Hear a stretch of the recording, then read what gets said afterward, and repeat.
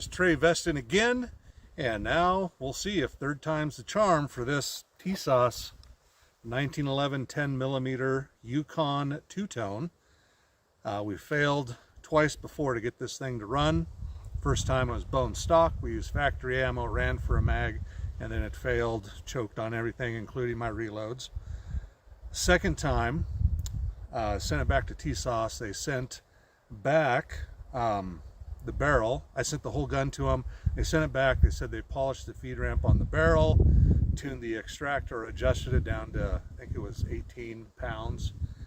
And so I said it should be good to go. Took it out, ran it, still didn't work.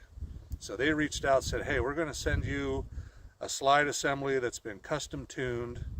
Didn't say what that was, but and they said plus 2 brand new mags, so try that. So here we are with the new and improved Tisas slide, and it looks like they did some tuning to the extractor, but it's still the same barrel that had that really rough chamber roof in it that I thought might be causing some issues, but apparently they didn't think so. They didn't address it. They just did the feed ramp. So let's see if this sucker will run. It's a blustery day here on the Idaho-Washington border. It's a little chilly. It's 46 degrees, but a little windy, so we're not going to be doing any accuracy testing, but I'm skeptical that we'll even have to go beyond 7 yards with this. We'll see. Alrighty, let's get to shooting. Theoretically, we'll be shooting. Okay, here we go. First shots with the new slide, and I think this first magazine is 8 rounds of cellular and Belliot S&B cheap stuff ammo. Let's see how the Tisas likes it. We're using the brand new magazines that they sent, so we'll see how that goes.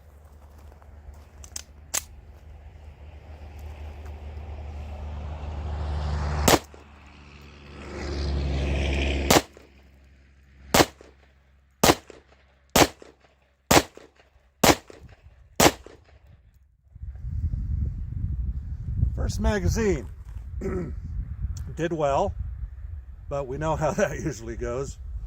We'll see if the second magazine will work. Second magazine is the second brand new magazine that they sent me, and I've loaded up with some of the 406 ammo made over nearby Montana, and the bullet style on this is a little bit more rounded, so if anything it should help with feeding.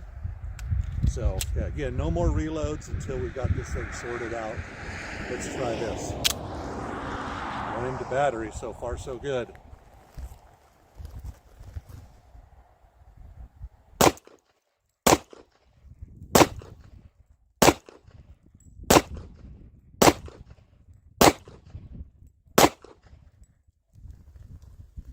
And it worked. 2 magazines. And I really like that 406 ammo. That's a nice tight group. Alrighty, let's keep shooting. Maybe this thing's fixed. That would be awesome. Yeah. Trying to drag the whole thing here through the weeds. Yeah, first group didn't like that S&B, but the Montana ammo is a little tighter. Still not, we're shooting fairly quickly, not trying to group too well, but just trying to maintain function. And so far it is. Both are going to the left a little, so I'll concentrate a little bit more on the next 2 magazines and see what happens. First magazine, 8 rounds of Freedom munitions. It's another factory ammo. This stuff's usually not very accurate, but it's cheap, like 22 bucks a box for 10mm, a box of 50, which is amazing. So try that with the supplied mags. And then the second mag is also one of the supplied mags that worked well last time, and it's got reloads in it. So let's see what's going to happen. Goes into battery. And we'll go left target, little high.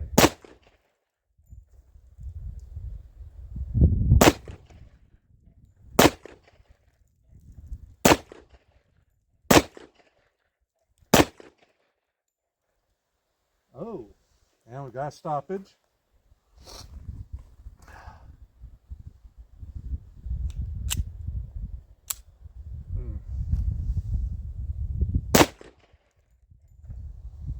And a failure. Oh, no, it went.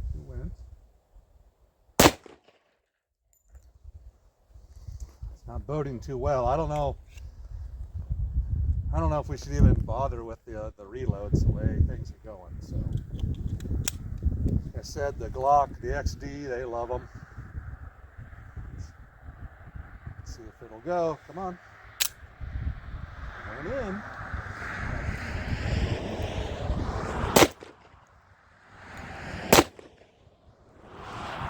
Stoppage there.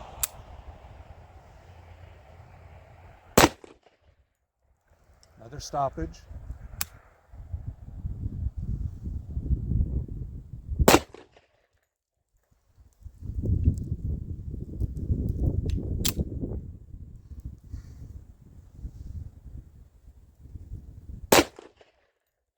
Stoppage. After stoppage. Yeah. I don't know. We'll have to think about what to do next. Maybe just keep shooting more factory ammo.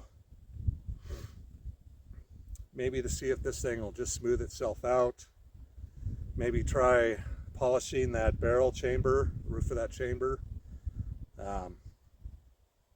Yeah, I don't expect any more from Tisas. They've sent me 3 free slides and assemblies with sights. It's more than the value of the pistol, so I think I'm just going to be on my own with this one, trying to sort it out.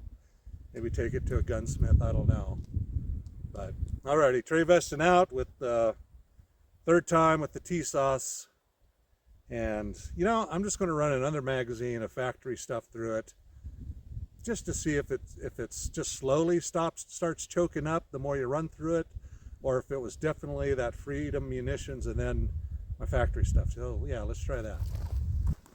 Yeah, should have wore a hat.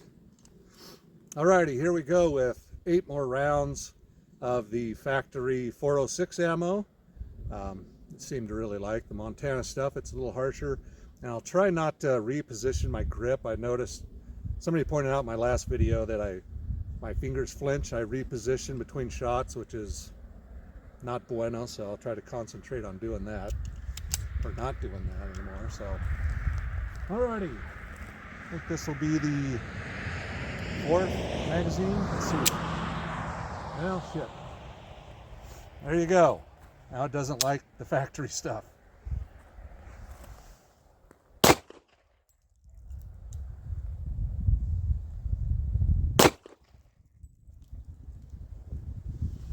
Now it just, yeah, the mags they supplied, factory ammo, the gun just doesn't want to run. I don't know what's wrong with it, but it'll do a couple magazines and then it just starts choking up again. So hell, I'm out of ideas. Yeah. Alrighty, well, that's too bad. But I do have my new Glock Gen 5 G29 in, and I guarantee it will run out of the box with anything I throw at it. So I'm going to shoot that. I just got a new KKM barrel for it. So I'm going to take that barrel. We'll do a comparison for accuracy and maybe get the old chronographer out here. Chronographer? Some guy that just watches bullets. No, the chronograph. We'll get that out here and see if there's any speed difference between the factory barrel and the KKM, which is half an inch longer, or just over half inch. It's a 4.5 versus a 3.9. But yeah, we'll shoot that, and it'll be fun to shoot a gun that actually works. And yeah, so let's do that next time. Hopefully the weather holds. It's winter time. It's late October. Halloween's this week. This place could be covered in snow next week. You never know. So alrighty, Trey Veston out, and back to the drawing board.